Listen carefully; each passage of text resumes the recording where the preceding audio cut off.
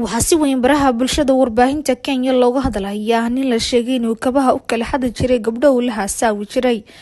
Ninkan oo lagu soogay dacwad ku saabsan inuu geystay falal xatooyo ah ayaa kaba iyo laptop uu ka xaday saaxiibtiisii iyo gabadh kale oo shukaansan jiray.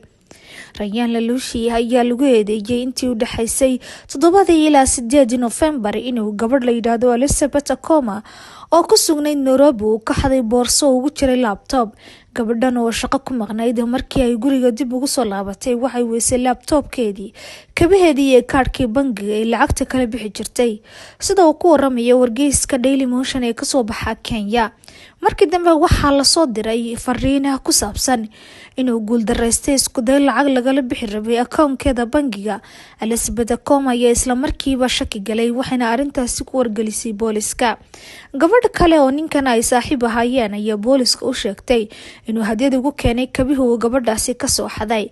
Markii dambena waxa la xiray Lelushi waxaana gacanta lagu soo dhigay laptopkii iyo kabihii uu xaday.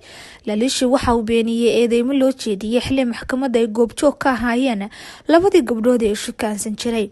Waxaana ninkan lagu sii daayay damiin lacageed.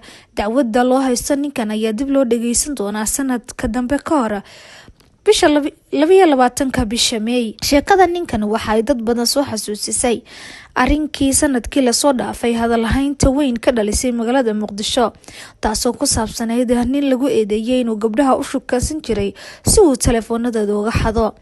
Fataax Cali Cumar waxa uu bishii July sanadkii hore maxkamadda horteeda ka qirtay inuu filim Hindi ah oo hore u daawaday uu ka soo bartay qaabka uu wax u dhici jiray.